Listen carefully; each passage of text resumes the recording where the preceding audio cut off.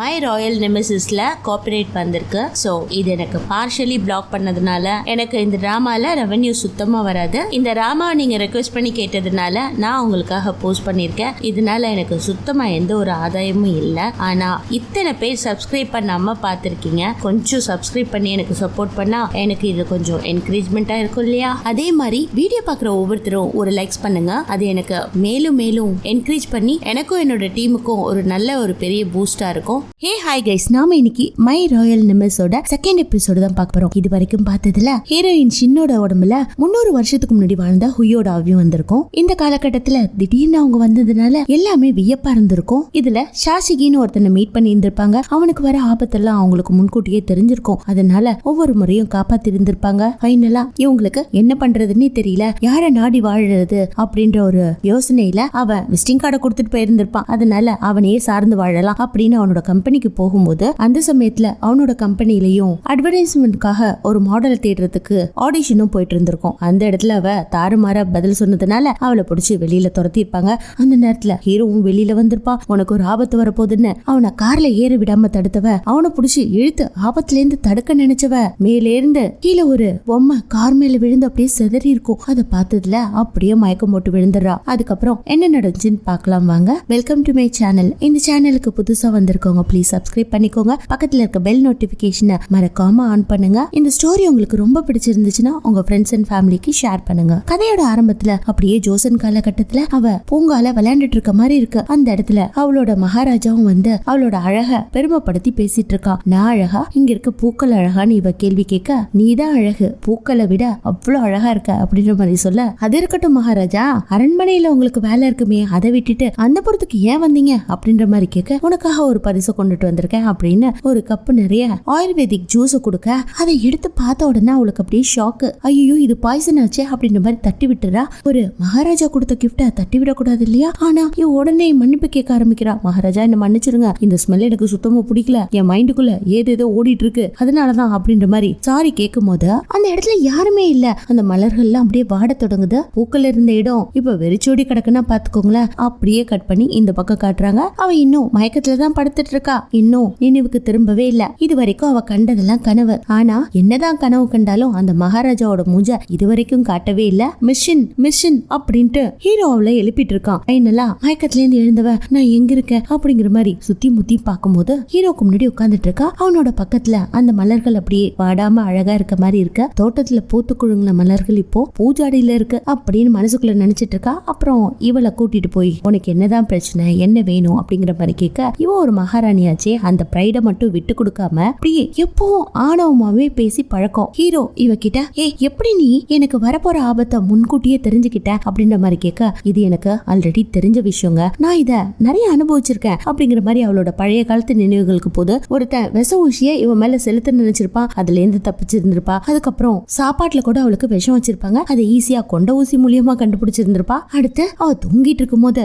Assassin ஒருத்தன் கத்தியால குத்த நினைச்சிருந்திருப்பான். அந்த இடத்துல அவ பொம்மையை வச்சுட்டு எஸ்கேப் ஆயிருந்திருப்பா. இப்படி பல விஷயங்கள்ல எனக்கு வர ஆபத்தை எனக்கு முன்கூட்டியே தெரிஞ்சிருந்ததுனால உனக்கு வர ஆபத்தையும் ஈஸியா கண்டுபிடிச்சிட்டேன். நான் இப்ப எதுக்காக இங்க வந்திருக்கேன்னா உன்னை பாதுகாக்கிறதுக்காக ஒரு செக்யூரிட்டி கார்டா, உனக்கு வரப்போற துன்பத்தை முன்னாடியே கண்டுபிடிச்சு சொல்லக்கூடிய ஒரு கைடா உன் கூட இருக்க போறேன் அப்படிங்கிற மாதிரி சொல்ல, என்னது எனக்கு அப்படிப்பட்ட ஒரு ஹெல்ப்பே தேவையில்ல, நான் உன் கூட ஹெல்ப் பண்ணலாம் வரல, டீல் பேச வந்திருக்கேன், என்னோட பவரை நீ ரொம்ப குறைச்சி எடை போட்டுட்ட அப்படிங்கிற மாதிரி பிரைட விட்டு கொடுக்காம பேச இவனுக்கு செம்ம கடுப்பாவது. ஃபைனலா அவளை அப்படியே வெளியில துரத்திடுறான். 2 செக்யூரிட்டி ஆட்கள் தூக்கிட்டு வந்து அவளை பலக்கட்டாயமா வெளியில தூக்கி போட, டே என்னடா நினைச்சிட்டு இருக்கீங்க, என்னோட அருமை பெரியமா தெரியாம இப்படி நடந்துகிட்டீங்க, இதுக்காக நீங்க வருத்தப்பட போறீங்க அப்படின்னு புலம்பிக்கிட்டு நிக்கும் போது ஹீரோவோட பிஏ மிஸ்டர் சன் காரோட ரெடியா நின்னுட்டு இருக்காரு. இங்க பாருமா, உன்னை சேர்மன் கொண்டுட்டு போய் உங்க வீட்டுல விட சொன்னாரு அப்படின்ற மாதிரி சொல்லிட்டு கார்ல ஏறு அப்படின்ற மாதிரி சொல்ல, என்னது இந்த வாகனத்திலயா, இத பார்த்தாலே ஒரு மாதிரி இருக்கு, நாங்கெல்லாம் தேர்ல போனவங்க, நீ இப்ப கார்ல கூப்பிடுற அப்படின்ற மாதிரி இவ இந்த பக்கம் பேசிட்டு இருக்கும் போது ஹீரோவை காட்டுறாங்க. அவன் செக்யூரிட்டி கூடயும் போலீஸ் கூடயும் நின்னுட்டு இவனுக்கு நடந்த அந்த அசம்பாவிதத்தை அப்படியே சிசிடிவி கேமரால பாத்துட்டு இருக்கான். யாரோ ஒருத்த மாடியில ஏறி போனான் இல்லையா, அவன் தாங்க ஒரு பெரிய இரும்பு பொம்மைய மேல இருந்து கீழே தள்ளி விட்டு இருக்கான். அதுவும் கார்ல நேரா விழுந்து இவனுக்கு ஏதோ ஒரு ஆபத்தை உண்டு பண்ணணும்னே இத பண்ணிருக்கான். சோ அந்த மர்ம நபர் யாரு அப்படிங்கறத கண்டுபிடிக்க சொல்லிட்டு இருக்கான் ஹீரோ. திரும்பவும் மிஸ்டர் சன் வந்தோடனே இந்த இன்வெஸ்டிகேஷன் எந்த லெவல்ல போயிட்டு இருக்கு, அது எப்படிடா எனக்கு ஆபத்து வர நேரத்துல அந்த லேடி வந்தா அப்படிங்கிற மாதிரி அவர்கிட்டயும் விசாரிச்சுட்டு, நீ போ போகும்போது கொஞ்சம் ஏதாவது டீடைல்ஸ் தெரிஞ்சா அவகிட்டையும் விசாரி. அது எப்படிங்க உங்களை மட்டும் ஆபத்து தேடி தேடி வருது, நிறைய பேர் உங்களை மட்டும் புல்லிங் பண்ணிட்டே இருக்காங்க அப்படின்ற மாதிரி சொல்ல, நான் புகழின் உச்சிக்கு போயிட்டு இருக்கேன்னா ஒருத்தர் 2 பேர் கிடையாது, எனக்கு எதிரிகள் நிறைய பேர் இருக்காங்க, யார் வேணாலும் இதை பண்ணிருக்கலாம், அதனால இன்வெஸ்டிகேஷன்ல தான் இதை கண்டுபிடிக்க முடியும் அப்படிங்கிற மாதிரி சொல்லிட்டு அவன் பாட்டுல போக, இந்த பக்கம் ஹீரோயினை கூட்டிட்டு மிஸ்டர் சன் நான் உன்ன உங்களோட வீட்டை கொண்டு போய் விட போறேன் அப்படின்ற மாதிரி சொல்ல, என் வீடு ஆதி எங்க இருக்கு அப்படின்ற மாதிரி இவளும் சீட் பெல்ட் எல்லாம் போட்டு பின்னாடி உட்காந்துட்டு இருக்கா. அப்படியே அவங்க பேசிட்டு போகும்போது கொஞ்ச நேரத்துல அவளுக்கு அப்படியே வேர்த்து விறுவிறுத்து ஒரு மாதிரி மயக்கமே வந்துடுது.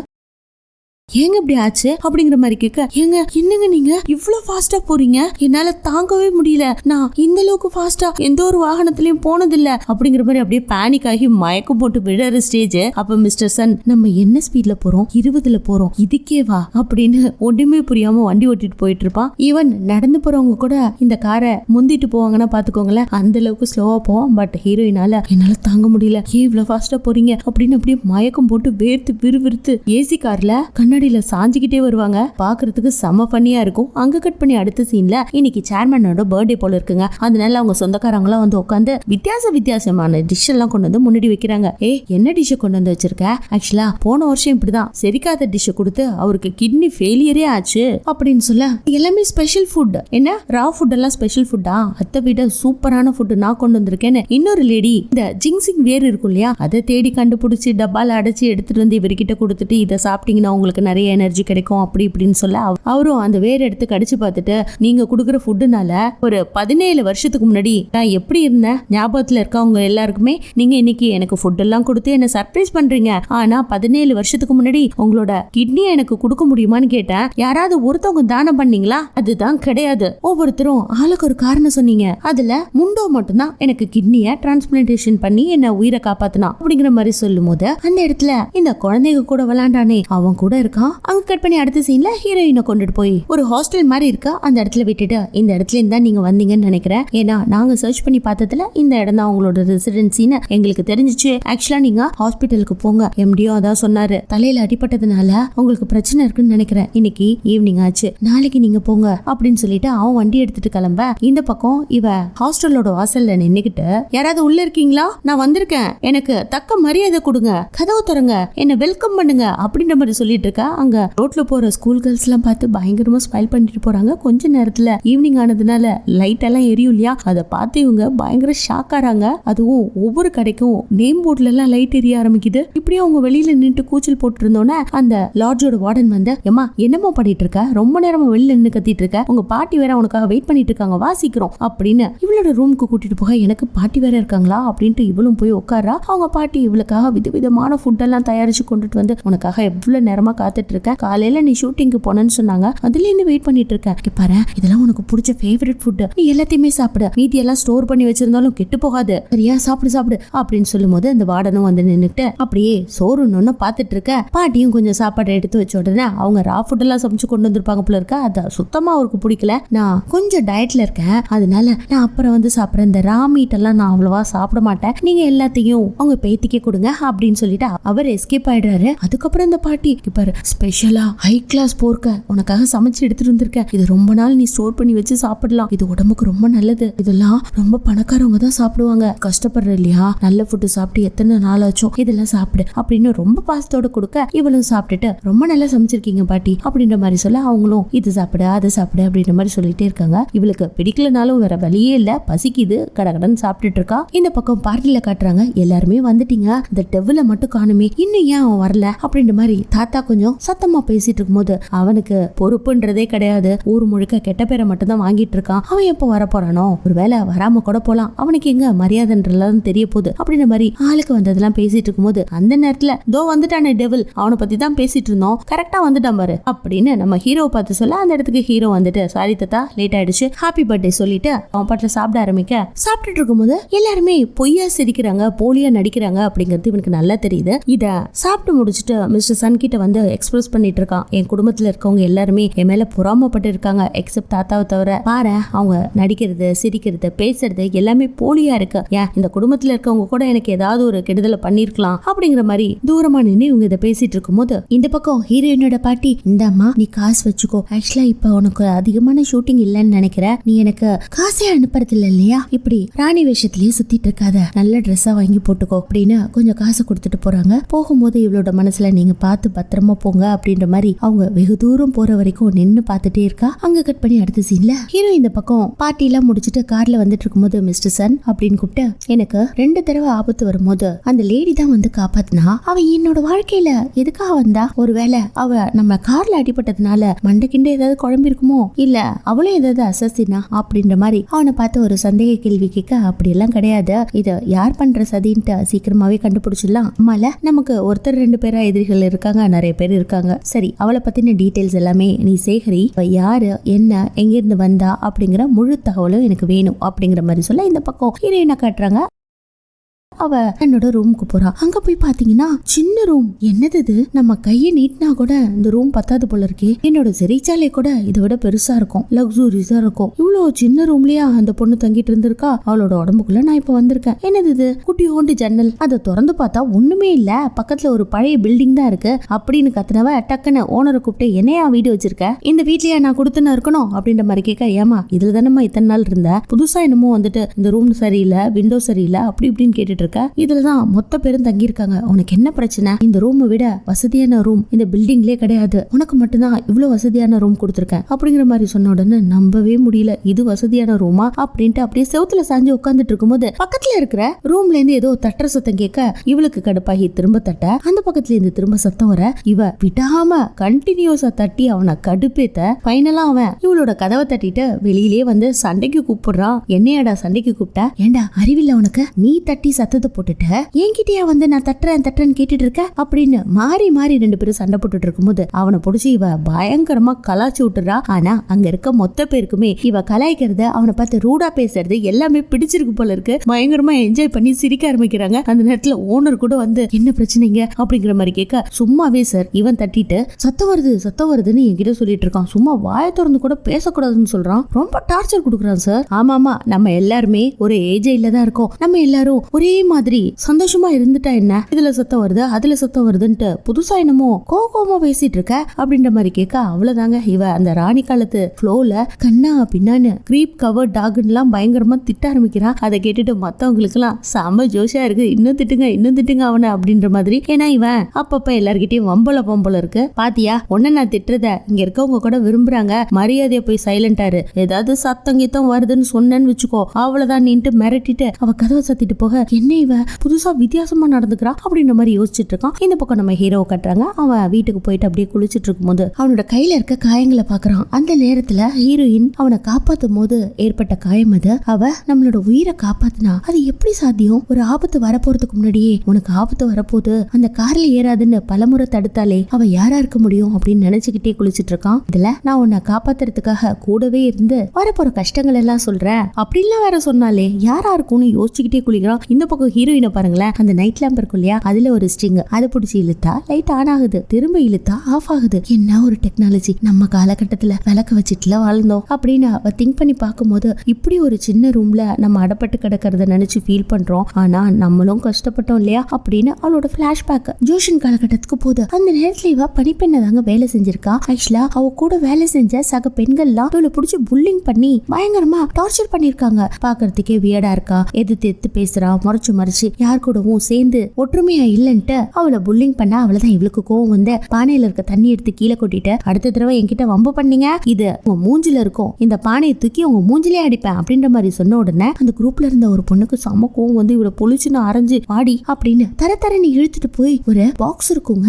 அதுக்குள்ள இவளை தூக்கி போட்டு அந்த பாக்ஸ மூடி அதுக்கு மேல கல்ல வச்சிடறாளுங்க. இவ ரொம்ப நேரமா அந்த பாக்ஸ்குள்ள இருந்து என்ன காப்பாத்துங்கன்னு தட்டிக்கிட்டே இருந்தவ அப்படியே மயங்கி போய் அதுல சத்தமே இல்லாம இருக்கும்போது என்னாச்சு, உள்ள இருந்தவளோட சத்தத்தை காணுமே அப்படின்னு வெளியில இவளுங்க அந்த பாக்ஸ உதச்சி செம்ம டார்ச்சர் பண்ணிருப்பாளுங்க. நின்னு யோசிக்கிறாளுங்க, உள்ள இருந்து சத்தமே வரல, ஒருவேளை செத்துட்டாளா, செத்தாலும் பரவாயில்ல அப்படியே விட்டுறலாம், யாருக்கும் தெரிய போறது இல்ல, எல்லாரும் வாய மூடிட்டு வாங்க, யாருமே இந்த விஷயத்த வெளியில சொல்லக்கூடாது அப்படின்ட்டு அந்த இடத்த விட்டு எல்லாரும் போயிருப்பாங்க. அப்படியாப்பட்ட கஷ்டத்தையும் இவ அனுபவிச்சிருக்கா. ஆனா அதே அரண்மனையில இவ எப்படி மகாராணி ஆனான்றதுதான் தெரியல. அப்படியாப்பட்ட இடத்துல இருந்துட்டு வந்தனா இந்த இடம் எனக்கு பெஸ்ட் தான் அப்படின்னு சொல்லிட்டு தனக்கு தானே புலம்பிட்டு இருக்கும்போது பக்கத்துல இருந்து எந்த ஒரு சத்தமுமே வரல. இருந்தாலும் இந்த இடத்துல நான் எப்படி தூங்குவேன் அப்படின்ட்டு உட்கார்ந்தபடியே தூங்க ஆரம்பிக்கிறா. அவ தூங்கும் போது அவளோட நினைவுகள் அப்படியே திரும்பவும் ஜோசன் காலகட்டத்துக்கு போகுது. அந்த நேரத்துல அவ பாக்ஸ்குள்ள தனியா இருந்தா இல்லையா, அவ தட்டிக்கிட்டே இருக்கா. அந்த சாம்பருக்கு பக்கத்துலதான் ஜோசன் காலகட்டத்துல இருந்த நம்ம ஹீரோவோட அறையும் இருந்திருக்கு போல இருக்கு. அவ அப்படி தட்டி தட்டி சத்தத்தை எழுப்ப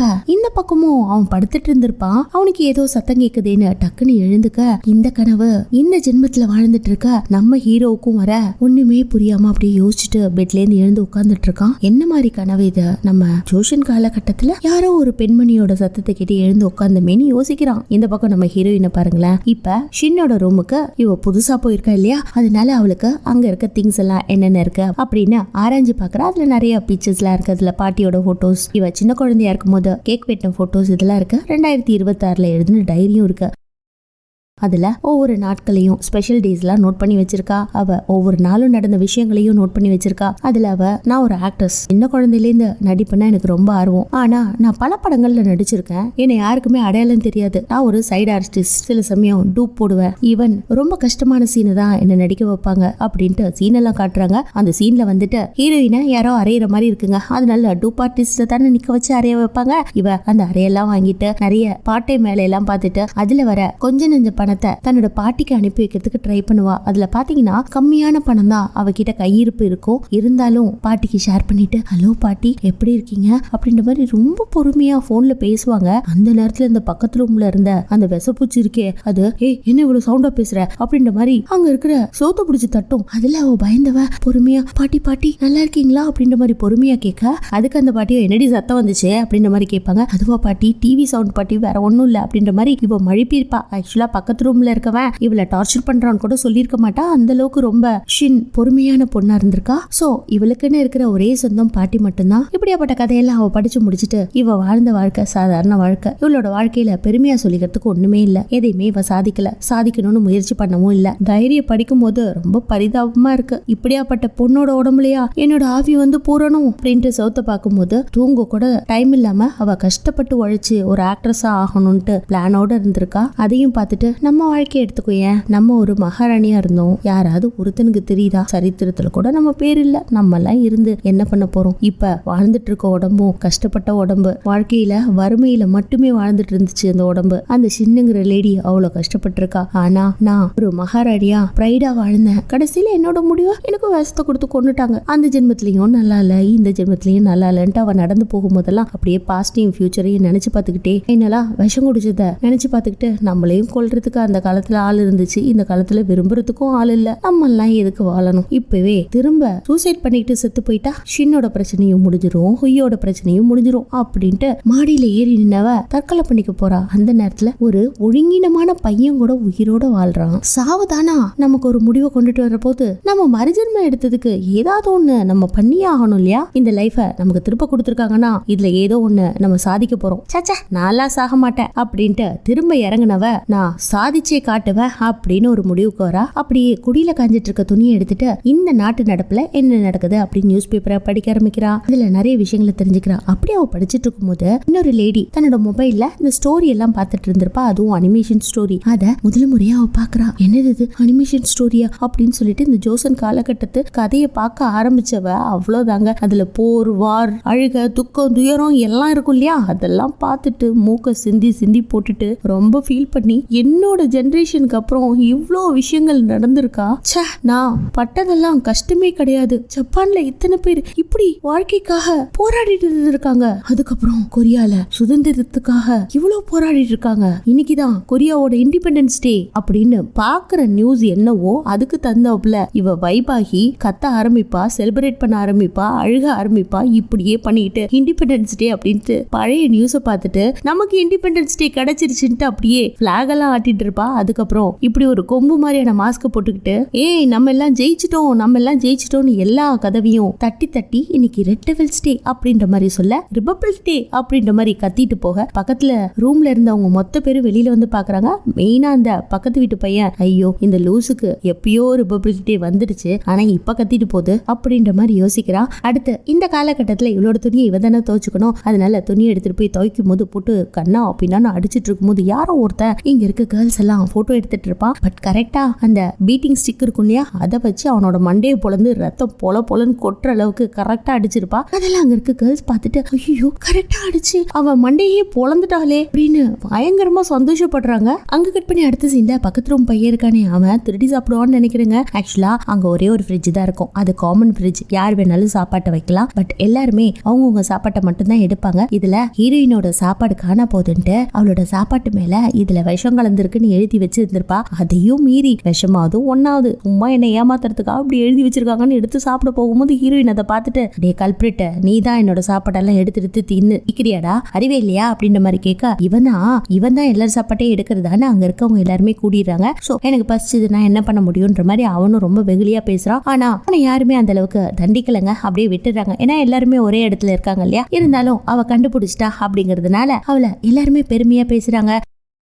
அன்னைக்கு ஒருத்த போட்டோ எடுக்கும் போது கூட அவனோட மண்டையோட இல்லையா அது கூட ரொம்ப சந்தோஷமா இருந்துச்சு அப்படின்னு எல்லாருமே அப்ரிசியேஷன் பண்ணி கையெல்லாம் தட்டுறாங்க. ஹீரோயினுக்கு பயங்கர பெருமையா போயிடுது. அங்க கட் பண்ணி அடுத்த சீன்ல சாய் மூண்டுவா காட்டுறாங்க. அவனோட ரிலேட்டிவ் ஜாங் ஹயானுக்கு ஒரு பிளான்ட் பிரசன்டேஷனா கொடுத்துட்டு கங்க்ராச்சுலேஷன்ஸ் பண்றான். நீங்க பிளான்ட் பிரசன்டேஷன் கொடுத்தது மட்டும் இல்லாம நிறைய கேஷ் எல்லாம் கொடுத்துருக்கீங்க. இந்த ஆபீஸ்ல நான் புதுசா ஜாயின் பண்ணிருக்கேன். எம்டி இன்னும் கொஞ்ச நேரத்துல வருவாரு. இது அவரோட ரூம் அப்படிங்கிற மாதிரி எல்லாம் சொல்றான். ஆக்சுவலா எம்டி யாருன்னா நம்ம ஹீரோ தான். ஆக்சுவலா ஹீரோ ஆபீஸ்க்குள்ள நுழையும் போது இந்த முண்டூர்கானே அவன் கார்ல உட்காந்து அப்படியே குறுகுறுன்னு பாத்துட்டு இருக்கான். ஒரே ரிலேஷன்ஸ் தான், பட் நேரா போய் பேசலங்க. ஏன் என்னன்னு தெரியல. இவ புதுசா கிளினிக் ஓபன் பண்ணதுனால ஹீரோவும் வந்து மீட் பண்ண வந்திருக்கா. இது மாதிரி முண்டு எனக்கு ஒரு பிளான்ட்டையும் கேஷையும் கொடுத்துருக்கான் அப்படின்ற மாதிரி சொன்ன உடனே ஓ அவன் பணத்தை கொடுத்தான்றதே பெரிய விஷயம் அப்படின்ற மாதிரி நம்ம ஹீரோ சலிச்சுக்கிட்டே சொல்ல அந்த நேரத்துல உன்னோட கதையை கேட்கறதுக்கு தான் நான் ஆவலா இருக்கேன் அப்படின்ற மாதிரி அவன் கேட்க என்னோட கதையா என்ன கதை அப்படின்ற மாதிரி ஹீரோ கேட்க ஏன்பா உன்னை பத்தியும் ஒரு லேடிய பத்தியும் சோசியல் மீடியால அரசு புரசுல பேசிட்டு இருக்காங்க. ஏதோ உனக்கு ஆக்சிடென்ட் ஏற்பட்டதுல இருந்து அவ தடுத்தாலாமே அப்படின்ற மாதிரி கேட்க ஆமாமா ஒரு லேடி திடீர்னு வந்து எனக்கு ஒரு விபத்து ஏற்படுறதுக்கு முன்னாடியே எனக்கு விபத்து ஏற்பட போகுதுன்ட்டு எனக்கு வார்னிங் பண்ணா என்ன தடுத்தா. ஆனா அவளை பத்தின கனவுகள் மட்டும் எனக்கு அடிக்கடி வந்துகிட்டே இருக்கு. அது ஏன்னு புரியல, வியடா இருக்கு அப்படிங்கிற மாதிரி சொல்ல அப்படி என்னடா கனவு, நான் ஏதோ ராயலா ஒரு ராஜாவா இருக்க மாதிரி இருக்கு. அந்த நேரத்துல ஒரு பெண்ணோட குரல் என்ன காப்பாத்துங்கன்னு கூப்பிடுற மாதிரி இருக்கு. நிறைய விஷயங்கள் வந்துட்டு போகுது அப்படின்ற மாதிரி இவன் தன்னோட கனவுல வந்தத ஒண்ணுமே புரியாம இவங்கிட்ட உளறிட்டு இருக்க. இப்போ கனவுல உனக்கு பொண்ணெல்லாம் வர ஆரம்பிச்சிச்சுன்னா ரியல் லைஃப்ல நீ கல்யாணம் பண்ணிக்கணும்னு அர்த்தம்டா. உனக்கு தான் தாத்தா பொண்ணு பார்த்துட்டு இருக்காங்களே, அதை பண்ணாம இப்படி கனவு கண்டுட்டு இருந்தா எப்படி? இந்த உலகத்திலே மனநோய்க்கு சிறந்த மெடிசன் என்ன தெரியுமா?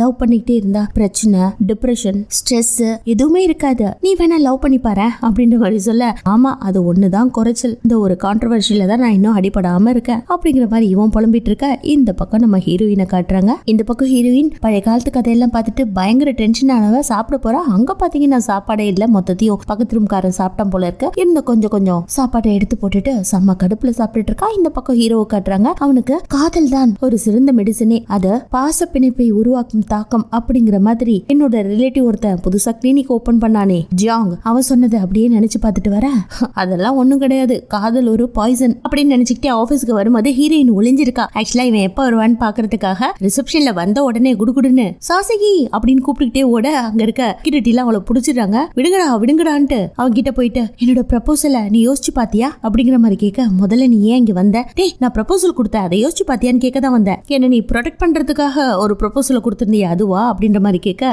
ஆமா அதுக்காக தான். இப்ப நீ ஒரு பெரிய பொசிஷன்ல இருக்குன்னு எனக்கு நல்லா தெரியும். ஆனா உன்னோட சரித்திரம் முழுக்க எனக்கு மட்டும் தான் தெரியும். நீ மட்டும் என்ன நீ அப்பாயின்மெண்ட் பண்ணி உன்னோட சேஃப் கார்டா அசைன் பண்ணிட்டேன்னு வச்சுக்கோயேன், உனக்கு வர கஷ்டங்கள் மொத்தத்தையும் நான் முன்கூட்டியே சொல்லிடுவேன் அப்படின்ற மாதிரி சொல்ல என்ன எனக்கு என்ன சேவியரா அப்படின்ற மாதிரி கேட்க எல்லாமே பணத்துக்காக தானே அப்படின்ற மாதிரி கண்ணா பின்னான்னு பேசிட்டான். அதுக்கப்புறம் இவ அப்படியெல்லாம் கிடையாது அப்படின்ற மாதிரி சொல்லும் போது இல்ல நான் யாருன்னு தெரியாமலே என்கிட்ட பேசிட்டு இருக்க, நான் ஒரு சிஎம் அப்படின்ற மாதிரி சொல்ல என்னது சிஎம்மா அப்படின்னா என்னடா அப்படின்ற மாதிரி கேட்க நான் ஒரு கேபிட்டலிஸ்ட் மான்ஸ்டர் அப்படின்ற மாதிரி சொல்ல டேய் மான்ஸ்டர் வேணா இரு, உனக்கு எவ்வளவு பெரிய ஆபத்தெல்லாம் வரப்போகுதுன்னு ஹீரோயின் சொல்ல அவன் பாட்டுல அதை மதிக்கவே இல்லை. அதனால கண்டிப்பா நீ அனுபவிக்க போறடா அப்படி இப்படின்னு சாபம்லாம் கொடுக்க ஆரம்பிக்கிறா. அதுல ஸ்கவுண்டர் எல்லாம் வேற திட்ட ஆரம்பிக்கிறா. அப்படியே அவங்க மாத்தி மாத்தி பேசிட்டு இருக்கும்போது அவனோட காலை வேற நல்லா மிதிச்சு விட்டுருவா. இவளை வெளியில எடுத்துட்டு போய் தள்ளுங்கடா அப்படின்ற மாதிரி சொல்லிட்டு அவன் பாட்டுல நொண்டிட்டு போக, டே என்னையாடா இப்படி அவமானப்படுத்துறீங்க, நான் எவ்வளவு பெரிய மகாராணின்னு தெரியாம உன்னோட லைஃப்ல நீ பெரிய பெரிய தப்பு பண்ணிட்டு இருக்க, உன்னை நோக்கி அசாசின்ஸ் எல்லாம் வந்துட்டு இருக்காங்கடா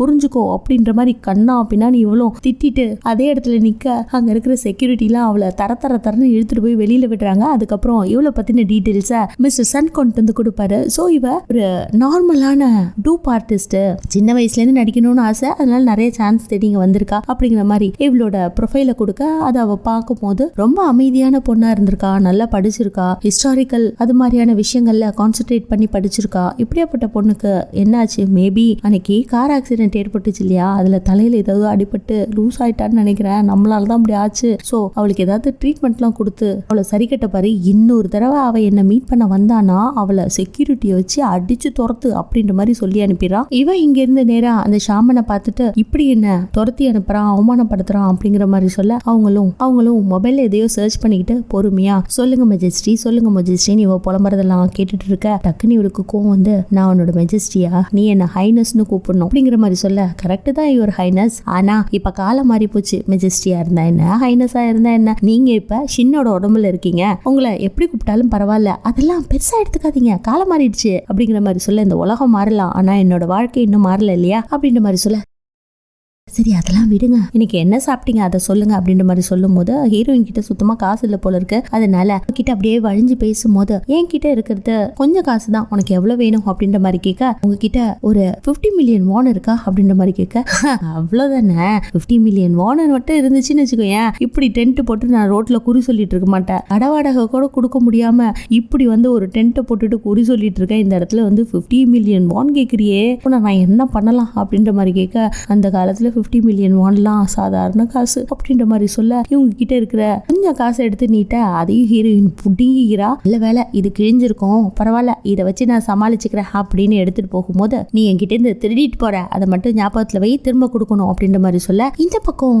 முண்டு காட்டுறாங்க. ஆக்சுவலா ஹீரோவோட ரிலேட்டிவ் தாங்க முண்டு. ஆனா அவன் அந்த புதுசா ஒரு கிளினிக் ஓபன் பண்ணவனோட கிளினிக்ல போய் உட்காந்து பேசியிருந்திருப்பான், ஞாபகத்துல இருக்கா, அவரு கூட ஒரு பிளான்ட பிரசன்டேஷனா கொடுத்திருந்திருப்பாரு. ஆனா அந்த பிளான்ட்டுக்குள்ள நிறைய கூழாங்கற்கள் எல்லாம் போட்டு வச்சிருந்திருப்பாரு. அந்த இடத்துல ஒரு கேமராவையும் மைக்கையும் வச்சு இவங்க என்ன பேசிட்டு இருக்காங்க அப்படின்ற மாதிரி ஒட்டு கேட்கிறாரு. என்னது ஒரு பொண்ணு வந்தாளா, அதுவும் கனவுல அப்படின்ற மாதிரி அவன் ஒட்டு கேட்கிறான். அதே சமயத்துல இந்த பக்கம் இந்த டைரக்டர் குரூப் இருக்கு இல்லையா, அதை காட்டுறாங்க. அதுல புதுசா இந்த ஹீரோயின் வந்து இப்படி ரகடா பண்ணது ஆக்சுவலா ஒரு நேச்சுரலா இருக்கு, அவளை வச்சு சீன் எல்லாம் பண்ணலாமா அப்படின்ற மாதிரி யோசிச்சுட்டு ஒரு பிளான போட்டுட்டு இருக்காங்க. அசிஸ்டன்ட் டைரக்டர் இருக்கான் இல்லையா, அவன் அவனோட கேர்ள் ஃப்ரெண்டுக்கு மெசேஜ் அனுப்பிச்சிட்டு இருப்பான். ஆக்சுவலா அவ தான் அந்த படத்துல நடிக்கிற ஹீரோயினே. சோ இப்ப சைடு ஆக்டரை கொண்டு வந்து ஹீரோயினா மாத்தணும்னு சொல்லி பேசும்போது இந்த விஷயத்த காதலி கிட்ட ஷேர் பண்ணிட்டு இருக்கும்போது அவங்களுக்குள்ள ஏதோ பிரச்சனை போல இருக்கு. சோ அவளை பாஸ்டர்னு சொல்லி டைப் பண்ணிட்டு இருக்கும்போது இவன், டே நான் என்ன பேசிட்டு இருக்கேன், நீ என்ன பண்ணிட்டு இருக்கன்னு பொலிச்சுன்னு கண்ணத்துல ஒரு அற விட, டைரக்டர் நம்மள அரைஞ்சிட்டாரே அப்படின்ட்டு கோமா அந்த இடத்த விட்டு எழுந்து போனவன் வெளியில ப்ரொட்டஸ்டே பண்ண ஆரம்பிக்கிறான். இந்த டைரக்டர் இதெல்லாம் பண்றாரு, இத்தனை சீன்ஸ் எடுத்தாரு, இதுல புதுசா ஒரு ஹீரோயின் அவ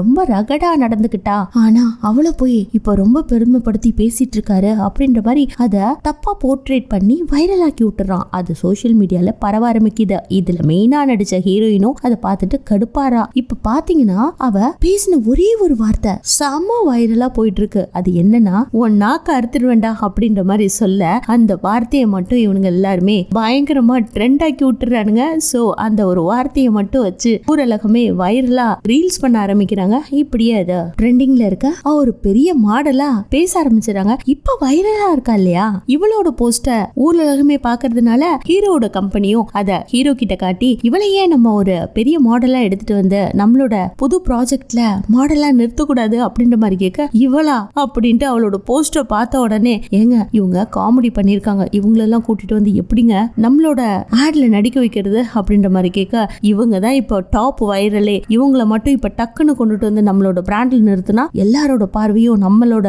பிராண்ட் மேலதான் இருக்கும் அப்படின்ற மாதிரி மத்தவங்க எல்லாம் சொல்லிடுறாங்க. இந்த பக்கம் நம்ம ஹீரோயினை பாருங்களேன், இருக்கிற கொஞ்சம் காசை எடுத்துக்கிட்டு ஐயோ ஏதோ ஸ்வீட்டா ஒரு வாசனை வருதே, என்னவா இருக்கும் அப்படின்ட்டு ஒரு தாத்தா ஏதோ ஒரு பிஸ்கெட் மாதிரி பண்ணிட்டு இருப்பாரு. அத அவ காசு கொடுத்து வாங்குறா. அந்த நேரத்துல அதோட ஸ்மெல் அவளுக்கு ரொம்ப பிடிச்சு போயிடுதுங்க. ஒன்னே ஒன்னு எடுத்து வாயில வைப்பா, அவ்வளவுதான் அப்படியே இது வெண்ண மாதிரி கரைஞ்சு வயிற்றுக்குள்ள ஓடும். ஆஹா, நான் நரகத்துல இருக்கேன்னு இத்தனை நாளா நினைச்சிட்டு இருந்தேன். இப்படி சுவைமிக்க உணவை என்னோட ராஜ்யத்துல கூட நான் சாப்பிட்டது இல்ல. உண்மையா நான் இப்போ சொர்க்கத்துலதான் இருக்கேன் அப்படின்னு ஃபீல் பண்ணவா அவ்வளவுதான் அவ கிட்ட இருக்கிற மொத்த காசையை எடுத்துட்டு போய் கோன்சன் மார்க்கெட்னு ஒரு மார்க்கெட் இருக்கு, அதுல இருக்கிற எல்லா ஃபாஸ்ட் ஃபுட்ல இருக்கிற மெயின் சாப்பாட்டெல்லாம் சாப்பிட்றா. ஃபைனலா அவ ரைஸ் கேக் சாப்பிட வருவா. அந்த இடத்துல ரைஸ் கேக்கையும் வாங்கிரா. பட் கொடுக்கறதுக்கு காசு இல்ல. பரவாயில்ல எடுத்துட்டு போ அப்படின்ற மாதிரி அன்னைக்கு ஒரு ஃபங்க்ஷன் டே போல இருக்கு, அப்படியே கொடுத்துடுறாங்க. இருந்தாலும் அதுக்கப்புறம் சாப்பிடறதுக்கு அவளுக்கு காசு இல்ல. பாக்குறதுக்கு கலர்ஃபுல்லா ரொம்ப டிலைட்ஃபுல்லா நிறைய ஃபுட் எல்லாம் இருக்கு. ஐயோ இதெல்லாம் சாப்பிடறதுக்கு இன்னும் நமக்கு காசு வேணுமே, என்ன பண்றது அப்படிங்கிற மாதிரி எல்லாம் யோசிக்க ஆரம்பிக்கிறா. அதே கடுப்புல ஏதாவது ஒரு வேலையில சேர்றோம், சம்பாதிக்கிறோம், நல்லா சாப்பிடுறோம், கொரியால ஃபுட்டு சூப்பரா இருக்கே, இதுக்காகவே நம்ம இங்க வாழலாம் அப்படின்னு சொல்லிட்டு ஒவ்வொரு இடமா வேலை தேடி அலையிறா. பட் எந்த இடத்துல போனாலும் கொஸ்டின் கேட்பாங்க இல்லையா, அதுக்கு ஆப்போசிட்டா தாங்க இவ பதில் சொல்வா. உனக்கு என்ன ஸ்கில்ஸ் தெரியும்னு கேட்பாங்க. எனக்கு மார்ஷியல் ஆர்ட் தெரியும், உனக்கு என்னெல்லாம் பண்ணி சாதிக்க பிடிக்கும், எனக்கு தவங்களை அடிச்சு போட்டு பொழக்க தெரியும், இப்படின்ற மாதிரியான பதில் எல்லாம் சொன்னா எவன் வேலை கொடுப்பான். அப்படியே துரத்தி விட்டுறா. 4-5 கம்பெனி ஏறி இறங்குனதுதான் மிச்சம். இந்த பக்கம் ஹீரோவும் இப்போ இவ பயங்கர வைரலா இருக்கா, எல்லாரும் சொன்னது உண்மைதான், இவளை கொண்டுட்டு வந்து மாடர்னா நடிக்க வச்சா அட்லீஸ்ட் நம்ம அவளை கார்ல இடிச்சோம் இல்லையா, அதனால கஷ்டப்பட்டுட்டு இருக்கா. பணத்துக்காக தான் திரும்ப திரும்ப வந்து நான் உனக்கு சர்வீஸ் பண்றேன், உன்னை காத்துக்கிறேன், உன்னை பாதுகாத்துக்கிறேன்லாம் ஏதோ உலர்னா போல இருக்கு. ஒரு வேலை இப்படியாப்பட்ட வேலையை கொடுத்தா அவளுக்கு கொஞ்சம் காசு கிடைக்கும் அப்படின்னு நினைச்சு மாடலா கூப்பிடுங்க, அவளை இன்னொரு கம்பெனி புக் பண்றதுக்குள்ள நம்ம புக் பண்றோம் அப்படின்னு ஒரு மீட்டிங்கையும் போட்டு முடிச்சிடுறாங்க. இந்த பக்கம் ஹீரோயின் ஃபைனலா இந்த வேலைக்கு ஆட்கள் தேவை அப்படின்னு அங்க இங்க ரோட்ல எல்லாம் போஸ்டர் ஒட்டி இருக்கும் இல்லையா, அதெல்லாம் போய் கிழிச்சிட்டு இருக்கும் போது பக்கத்து ரூம் பையன் வந்து ஏய் இந்த போஸ்டர் நேத்து தான் நான் ஒட்டினேன், புதுசா வேலைக்கு ஆள் தேடிட்டு இருக்க, நீ வந்து இப்படி கிழிச்சு போட்டுட்டு இருக்க அப்படின்ற மாதிரி சொல்லும் போது டேய் வேலைக்கு ஆள் தெரியா, எனக்கே வேலை இல்லாம தானே இருக்க, என்ன கூட்டிட்டு போக கூடாதா, என் சாப்பாட்டை மட்டும் திருடி திங்க தெரியுதுல அப்படின்ற மாதிரி உன்னை திட்டும் போது எனிகோ நான் வேலைக்கு ஆள் தேடிட்டு இருக்கேன், நான் அவசரமா போய் ஆகணும்னு அவங்களோட இவத்தோரத்தை இப்படியே ஒரு கம்பெனிக்கு போயிடுறாங்க. அந்த கம்பெனியில இவளை பார்த்த உடனே நீ தானே வைரல் பீஸே, வா வந்து உட்காரு அப்படின்ட்டு ஆன் ஏர்ல லைவ்ல இந்த மார்க்கெட்டிங் கம்பெனி இருக்கும் இல்லையா அதுல போய் சேர்ந்துறாங்க. ஆக்சுவலா அந்த இடத்துல சிக்கனை சாப்பிடணுமாங்க, அதுக்காக சேலரி கொடுக்குறாங்க போல இருக்கு. சிக்கனை சாப்பிடுறதுக்கெல்லாம் சேலரி கொடுக்குறானுங்க. இப்படியாப்பட்ட சந்தோஷமான வேலையை யார் பார்க்க முடியாது அப்படின்ட்டு பக்கத்து ரூம் பையன் கூட பக்கத்துல உட்காந்துக்கிட்டு சாப்பிடறதுக்கு ரெடியாக அந்த நேரத்துல உம்முன்னில இருப்பா, ஏய் கொஞ்சம் சிரி அப்படின்னு சொல்லிட்டு வச்ச ஃபுட்டை மாத்தி மாத்தி சாப்பிடுறாங்க. பாக்குறதுக்கே எம்மியா இருக்கு, சாப்பிடறதுக்கும் ரொம்ப நல்லா இருக்கும் போல இருக்கு. என்ஜாய் பண்ணி சாப்பிடுறாங்க. அதை இவங்க என்ஜாய் பண்ணி சாப்பிடும் போது மத்தவங்க எல்லாம் பார்த்துட்டு ஆர்டர் பண்ணுவாங்க இல்லையா, அப்படியே அது வைரல் ஆகி உடனே சேல் ஆயிடுது. ஏன்னா ஆல்ரெடி இவ வைரல்ல இருக்கா இல்லையா, அதனால இந்த பக்கம் நம்ம ஹீரோ எப்படியாவது அவளை தேடி கண்டுபிடிச்சாகணும். ஃபைனலா அவ வந்து என்ன மீட் பண்ணும்போது நான் ஒரு சேவியர்னு சொன்னாலே அப்பவாவது அவளுக்கு ஏதாவது ஒரு வேலை கொடுத்துருந்துருக்கலாம், பிடிச்சி வச்சிருந்திருக்கலாம். இப்ப மிஸ் பண்ணிட்டோம், அவளை எங்க தேடுறது அப்படின்னு யோசிச்சுட்டு இருக்கான். இந்த பக்கம் இவ மார்க்கெட்டிங் கம்பெனில நல்லா உட்காந்து செம்ம ஜோஷா சாப்பிட்டுட்டு இருக்கா. இந்த பக்கம் ஹீரோவும் மிஸ்டர் சாங் கிட்ட எப்படியாவது அவளை தேடி கண்டுபிடிங்க, இன்னொரு கம்பெனி புக் பண்றதுக்குள்ள நம்ம புக் பண்றோம், இல்லைன்னா நம்மளோட மார்க்கெட் சரிஞ்சிரும், அப்புறம் காம்படிஷனுக்கு நம்ம அவளை இந்த கம்பெனில சேர்த்துக்கிட்டோம் அப்படின்ற மாதிரி எல்லாம் பேச ஆரம்பிச்சிருவானுங்க அப்படின்னு சன் கிட்ட சொன்ன உடனே அவரும் தோ போய் தேடுறேன்ட்டு குடுகுடுன்னு ஓட ஆரம்பிச்சிடாரு. அடுத்து இந்த கத்தியை வெட்டுறதுக்கான ஒரு மார்க்கெட்டிங் ஷோ நடந்துட்டு இருக்கு. அதுல பாருங்களேன், ஹீரோயின் கண்ணா அப்படின்னான்னு எதையோ காய்கறி எல்லாம் வெட்டி லாஸ்ட்ல இப்படி ஒரு டிராகனை அழகா பண்ணி அப்படியே கத்தியோட காட்ட அவ்வளவுதான். கத்தியும் வித்து போது, அங்க இருக்க ஸ்டாக்கும் தீந்து போது, அது மட்டும் இல்ல இன்னும் கொஞ்சம் ஸ்டாக்க வரவழைங்கன்னு சொல்ற அளவுக்கு பயங்கரமா போயிட்டு இருக்கு. அப்புறம் ஒரு ஜாப்பனீஸ் புக் இருக்கு இல்லையா, அதை சேல் பண்றதுக்காக அவளை கூப்பிட்டு இருக்காங்க. அதுல ஜாப்பனீஸ் ஈஸியா கத்துக்கிறதுக்காக புக்ல என்ன இருக்கோ அதை ரெக்கார்டர் வாய்ஸ்ல கேட்கலாம் அப்படின்ட்டு சொல்லிட்டு நீங்க ஜாப்பனீஸ் புக்கை வாங்குறீங்க, இந்த ரெக்கார்டரை வாங்குறீங்க, உடனே ஜாப்பனீஸ் பேசுறீங்க அப்படின்ற மாதிரி சொல்லி அவ ஜாப்பனீஸும் பேசி காட்ட அவ்வளவுதான், அதுவும் வைரலா போகுது. அதுக்கப்புறம் ஒரு பவர் ட்ரிங்கை காட்டுறாங்க. அந்த ட்ரிங்கை ஜிம்னாஸ்டிக் பண்ணிக்கிட்டே எல்லாரும் குடிச்சுக்கிட்டு பயங்கரமா ஃபைட் பண்ற மாதிரி ஒரு ஆக்ஷனை காமிச்சு அந்த பாட்டில் மூடியெல்லாம் உடைச்சு திரும்பவும் குடிச்சு நான் இந்த ட்ரிங்க்ஸ் குடிக்கிறதுனால தான் இந்த அளவுக்கு எந்துவா இருக்கேன் அப்படின்ற மாதிரி காட்ட அவ்வளவுதான், அதுவும் வித்து போது. ஸ்டாக்லயே இல்ல, திரும்பவும் ரீசெல்லர் கிட்ட இந்த ஆர்டர் பண்ணுங்க, நம்ம விக்கிறோம்ன்ற மாதிரி மார்க்கெட்லாம் பிச்சுக்கிட்டு போகுது. இந்த பக்கம் மிஸ்டர் சன் அவங்கள எங்க தேடியும் கிடைக்கல சார் அப்படின்ற மாதிரி ஹீரோ கிட்ட சொல்லிட்டு இருக்கும்போது நான் எப்படியாவது அவளை தேடி கண்டுபிடிக்கணும், இன்னொரு கம்பெனில புக் பண்றதுக்குள்ள அப்படின்ற மாதிரி பேசிக்கிட்டு வந்துட்டு இருக்கும் போது இந்த பக்கம் என்ன சார் பண்றது, வந்தவங்களை விட்டுட்டோமே அப்படின்னு ஃபீல் பண்றாரு. அந்த நேரத்துல மிஸ்டர் சன் அப்படி போகும்போது இந்த பக்கம் மூண்டு இறங்கி கம்பெனிக்குள்ள வர மாதிரி இருக்கு. அதே சமயத்துல ஹீரோயினோட ஷூட்ல கட்டுறாங்க. புதுசா இன்னொரு ப்ரோக்ராம் பண்ணணுமா, அதுக்கு டபுள் த அமௌண்ட் நான் பே பண்றேன் அப்படின்ற மாதிரி சொல்ல, எனக்கு டபுள் த அமௌண்ட்லாம் வேண்டாம், 7 டைம்ஸ் அதிகமா பேமெண்ட் வேணும் நான் இந்த ஷோவை பண்றதுக்கு அப்படின்ற மாதிரி ஹீரோயின் தன்னோட இமேஜ் நல்லா பரவுது, நல்ல சேல் ஆகுது அப்படிங்கறத யூஸ் பண்ணிக்கிட்டு பேமெண்ட்டையும் அதிகமா கேட்ட உடனே அவனும் யோசிக்கிறான், லூசாடி நீ பாட்டுல 7 தடவை அதிகமா பணம் கேட்கிற, என்னமோ லக்ஸூரியஸ் நடிகை மாதிரி எல்லாம் ஆக்டிங் கொடுக்குற, நம்ம ஏதோ வயிற்று பழப்புக்காக வந்தோம், டபுளா கேட்கலாம், ஆனா 7 டைம்ஸ் அதிகமா கேட்கறியே, இது நியாயமான்ற மாதிரி புலம்பிட்டு இருக்கும் போது டே அந்த அமௌண்ட் கொடுத்தா தாண்டா நான் நடிப்பேன், இல்லைன்னா நடிக்க முடியாதுன்ற மாதிரி அந்த இடத்த விட்டு போக ட்ரை பண்ண, இல்ல நான் வேணா 7 மடங்கு அதிகமா பணம் கொடுக்குறேன் அப்படின்ற மாதிரி புக்கும் பண்ணிடுறான். இந்த பக்கம் பாத்தீங்கன்னா ஆக்சுவலா இந்த கோட்ல இருந்து ஏதோ ஒரு சூப்பை தயாரிச்சு அது ஒரு சிரப் மாதிரிங்க, அதை ஹீரோயின் குடிச்சு காட்டணும். சோ அது டக்குன்னு வித்து போகும்னு சொல்லிட்டு ஷூட் ஆன் லைவ்ல போயிட்டு இருக்கு. ஹீரோயின் உட்காந்துருக்கா, அவளோட முன்னாடி சுட சுட அந்த சூப்பை ஊத்துன உடனே அப்படியே அந்த கிண்ணத்தை எடுத்துட்டு வந்து அவளோட முகத்துக்கிட்ட காட்ட,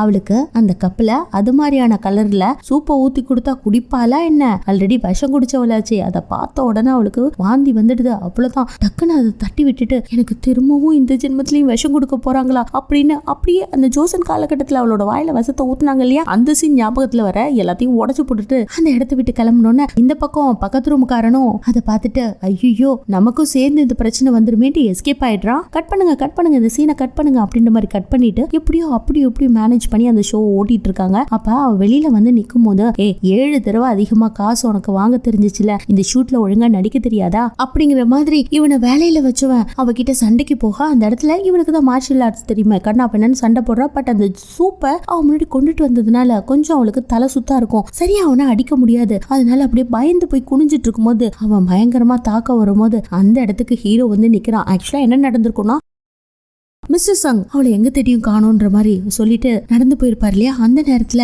அவரோட கம்பெனில டிவி ஓடிட்டு இருந்திருக்கும். அதுல ஒரு அட்வர்டைஸ்மெண்ட் கம்பெனிக்கு இவ ஏதோ ஒரு சூப்பர் ட்ரிங்க்ஸ் வித்துட்டு இருந்திருப்பாளே, பயங்கர ஆக்ஷன்லாம் காட்டி அதை பார்த்துட்டு நீ இங்கதான் இருக்கியான்னு தேடி வந்திருப்பான். சோ அதனாலதான் இப்ப ஹீரோயினை வந்து காப்பாத்தவும் முடிஞ்சிச்சு. சரி உன்னை நான் ரொம்ப டீஸ் பண்ணிட்டேன், இப்ப நீ என்கிட்ட வேலைக்கு சேர்ந்துக்கிறியா அப்படின்ற மாதிரி கேட்க, நீ ஏன் இங்க வந்த, நீ பெரிய ஜென்டில்மேனு பெரிய ஆபீசரு, என்னை துரத்தி அடிச்ச, திரும்ப வந்து என்ன வேலைக்கு எதுக்காக கூப்பிடுற அப்படின்ற மாதிரி கேட்கும்போது பரவாயில்ல நீ என்னோட வேலையில வந்து சேர்ந்துக்கோ, நீ நினைச்ச அளவுக்கு என்னையும் சேவ் பண்ணலாம், எனக்கு ஒரு சேவியராகவும் இருக்கலாம் அப்படின்ற மாதிரி சொல்லும் போது அப்படியே திங்க் பண்ணிட்டு இருக்கா. அந்த நேரத்துல ஹீரோவோட பின்னாடி ஏதோ ஒரு நிழல் தெரியுற மாதிரி இருக்கு, யாரோ நடந்து வர மாதிரி இருக்கு. அதை பார்த்த உடனே ஆபத்துன்னு அவளோட மனசு தோணுது. அப்படியே கொஞ்சம் கொஞ்சமா அந்த கருப்பு உருவம் கிளாரிட்டிக்கு வர, அப்படியே ஜோஷன் காலகட்டத்துல ஒரு அரசனை அப்பப்போ காட்டுவாங்க, ஆனா முகத்தை மட்டும் காட்டாமலே இருந்திருப்பாங்களே, அது வேற யாரும் கிடையாது, மூண்டுவோட ஃபேஸ் தான். மூண்டும் அந்த காலத்துல மகாராஜாவா இருந்திருக்கான். மகாராஜா தான் ஹீரோயினை கொல்ல சொன்னதே. அந்த விஷயம் ஜோஷன் காலகட்டத்திலேயே ஹீரோயினுக்கு தெரிஞ்சது. இதுக்கப்புறம் தான் விஷம் குடிக்காம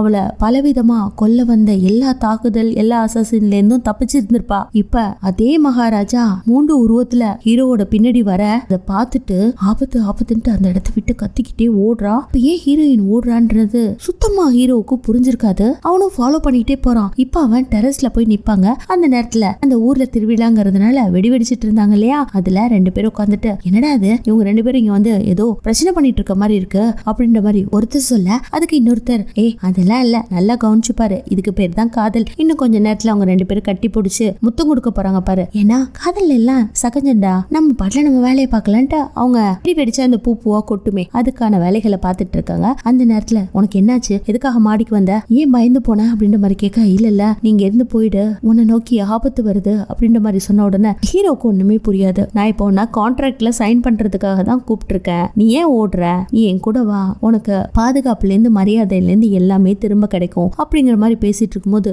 நான் உனக்கு தேவையா அப்படின்ற மாதிரி ஹீரோயின் கேக்குறா. அப்படி அவங்க பேசிட்டு இருக்கும் போதும் அந்த இடத்துக்கு மூண்டுவை பார்த்த உடனே, என்ன நீ தப்பா நினைக்காத, எனக்கு இப்ப உன்னோட ஆறுதல் தேவை அப்படின்ட்டு டக்குன்னு வந்து ஹீரோவை அப்படியே கட்டி அணைக்க, இந்த நேரத்துல இவங்க அந்த வெடி வெடிக்கிறதுக்காக ஒரு ஷூ மாதிரி வச்சிருந்திருப்பாங்க, அதை ஹீரோயின் மிதிச்சிடுறா. இல்லதான் அந்த இடத்துல அப்படியே பூவா கொட்டுது. அவனை கட்டி அணைச்சபடி எதுக்கு இவன் திரும்பவும் வரான், இவனும் நம்மளோட வாழ்க்கையில திரும்ப வரானா, நமக்கு இங்க ஏதோ ஒரு பெரிய வேலை இருக்கு அப்படின்ற மாதிரி நினைச்சுக்கிட்டே ஹீரோவை கட்டி அணைச்சிட்டு இருக்கா. இதோட இந்த எபிசோடும் முடியுது. இந்த எபிசோட கண்டினியூஸா பார்க்க ப்ளீஸ் என்னோட சேனலை சப்ஸ்கிரைப் பண்ணி பக்கத்துல இருக்க பெல் நோட்டிபிகேஷனை ஆன்ல கொடுங்க. இதுவும் ஒரு ஆன்கோயிங் டிராமா. ஒவ்வொரு வாரமும் வெள்ளிக்கிழமை சனிக்கிழமையில மட்டும்தான் எபிசோட்ஸ் ரிலீஸ் ஆகும். மொத்தமா எல்லா எபிசோட்ஸும் ரிலீஸ் ஆச்சுன்னா நான் டெய்லி ஒன்னு போஸ்ட் பண்ணுவேன். பட் வாரத்துக்கு 2 நாள் தான் 2 எபிசோட் ரிலீஸ் ஆகும். ரிலீஸ் ஆக உடனுக்குடன் உங்களுக்கு நான் போஸ்ட் பண்றேன். மீண்டும் நாளை சந்திப்போம். தேங்க்யூ.